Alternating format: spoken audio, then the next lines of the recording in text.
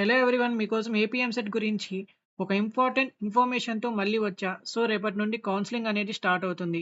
అసలు కౌన్సిలింగ్కి ప్రాసెస్ ఏంటి, ఎలా చేయాలి అని నేను ఈ వీడియోలో చెప్పబోతున్నా.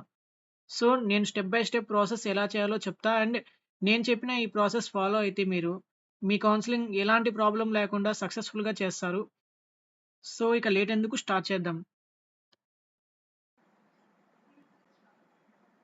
సో ఇక కౌన్సిలింగ్ రిజిస్ట్రేషన్ ప్రాసెస్కి వస్తే ఇది మనకు ఒక బ్లూ ప్రింట్ లాంటిది. ఫస్ట్ మీకు క్యాండిడేట్ రిజిస్ట్రేషన్ అనేది చేసుకోవాల్సి ఉంటుంది. నెక్స్ట్ దాంట్లో మనకు అప్లికేషన్ ఫీ పేమెంట్ అనేది ఉంటుంది. తర్వాత సర్టిఫికేట్ వెరిఫికేషన్ చేసుకోవాలి. నెక్స్ట్ సర్టిఫికేట్ వెరిఫికేషన్ సక్సెస్ఫుల్గా జరిగిందంటే మీకు వెబ్ ఆప్షన్స్ అనేటివి ఎంట్రీ ఉంటుంది. వెబ్ ఆప్షన్స్ ఎంట్రీ చేసిన తర్వాత సీట్ అలాట్మెంట్ ఉంటుంది. తర్వాత ఒక అలాట్మెంట్ ప్రొవిజనల్ అలాట్మెంట్ ఆర్డర్ అనేది వస్తుంది, దాన్ని డౌన్లోడ్ చేసుకుంటే.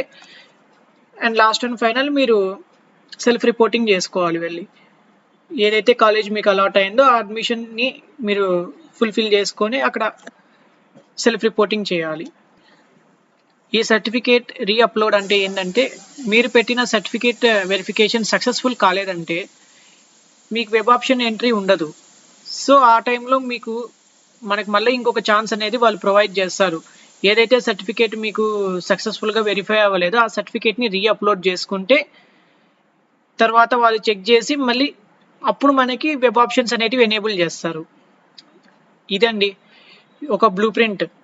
దీని తర్వాత నెక్స్ట్ మనం క్యాండిడేట్ రిజిస్ట్రేషన్ అనేది ఎలా చేయాలి, ఫీ పేమెంట్, ఇవన్నీ ఒక్కొక్క స్టెప్గా నేను ఎక్స్ప్లెయిన్ చేస్తాను. ఫస్ట్ మీరు క్యాండిడేట్ రిజిస్ట్రేషన్ చేసుకునేటప్పుడు దీన్ని ప్రెస్ చేశారంటే ఫామ్స్ అనేది డిస్ప్లే అవుతాయి. దీన్ని క్లిక్ చేస్తే మీకు మీ hall ticket number, date of బర్త్ని ఎంటర్ చేయమని వాళ్ళు అడుగుతారు. ఈ డీటెయిల్స్ అనేటివి ఇచ్చి సబ్మిట్ కొట్టిన తర్వాత మనకి ఒక పేజ్ అనేది డిస్ప్లే అవుతుంది. ఇలాగా ఈ పేజ్ అనేది డిస్ప్లే అవుతుంది. ఇక్కడ మనము మన పర్సనల్ డీటెయిల్స్ అన్ని ఎంటర్ చేయాలి.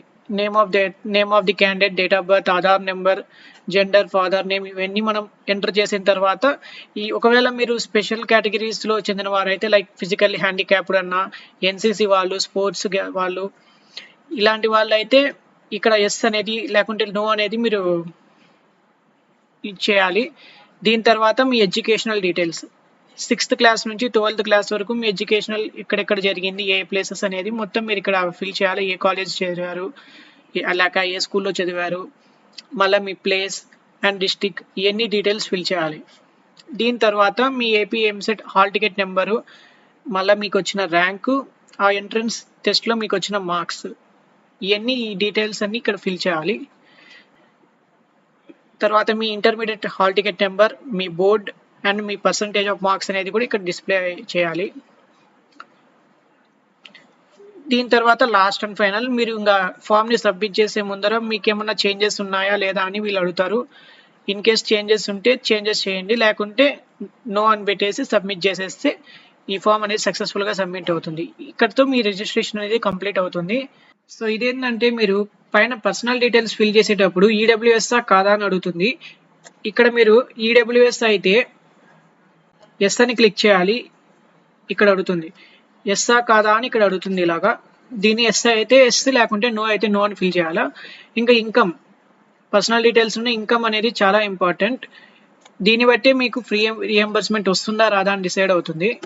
చూడండి, ఇన్ కేస్ మీకు గనక బిలో 2,50,000 పర్ ఇయర్ ఇన్కమ్ అనేది ఉంటే మీకు ఫీ రియంబర్స్మెంట్ అనేది వస్తుంది. అంతకన్నా ఎక్కువ ఉందంటే మీరు నాట్ అప్లికేబుల్ అని వస్తుంది.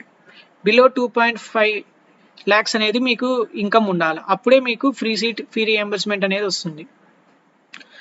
సో ఇక్కడ ఇవన్నీ ఫిల్ చేసిన తర్వాత మీరు ఇక్కడ సబ్మిట్ కొట్టారంటే సక్సెస్ఫుల్గా సబ్మిట్ అవుతుంది. దీని తర్వాత మీకు ఫీ పేమెంట్ ఆప్షన్ అనేది వాళ్ళు చూపిస్తారు. ఇలాగా ఎస్ కొట్టిన తర్వాత ఇక్కడ మీకు ఫీ పేమెంట్ ఆప్షన్ అనేది ఇలా వస్తుంది. మీ డీటెయిల్స్ ఇక్కడ ఫిల్ చేయాలా. AP EAMCET hall ticket number, Aadhaar number, name of the candidate, ఇవన్నీ మీరు డిస్ప్లే చేసి ఇక్కడ ఫీ పేమెంట్ అనేది చేయాలా.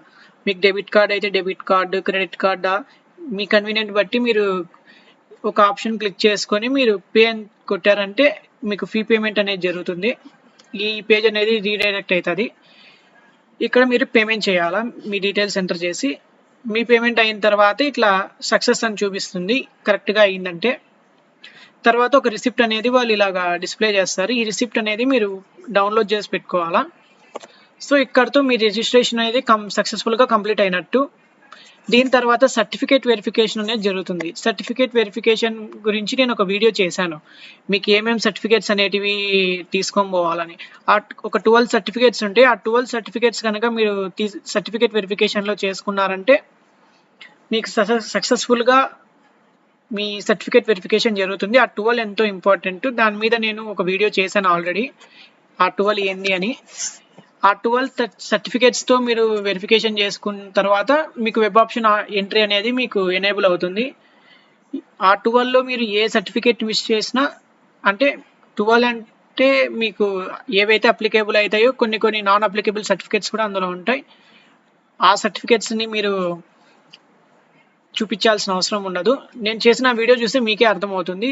నేను ఆ వీడియోని కూడా కింద పిన్ చేస్తాను డిస్క్రిప్షన్లో, ఆ వీడియో చూడండి. దాన్ని బట్టి మీ సర్టిఫికేట్ వెరిఫికేషన్ చేసుకుంటే మీకు వెబ్ ఆప్షన్స్ అనేటివి ఉంటాయి.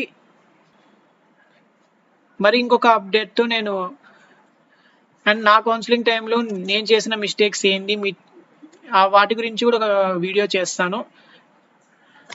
నా ఎంసెట్ కౌన్సిలింగ్కి నేను కూడా కొన్ని మిస్టేక్స్ చేశాను కామన్గా, అవి మీరు చేయకూడదంటే నేను ఒక వీడియో చేసి దాన్ని ఎక్స్ప్లెయిన్ చేస్తాను. సో ఇది ఇవాళ వీడియో. Thank you. నా వీడియో కనుక మీకు నచ్చినట్టయితే లైక్ చేయండి, సబ్స్క్రైబ్ చేయండి అండ్ మీ ఫ్రెండ్స్కి షేర్ చేయండి.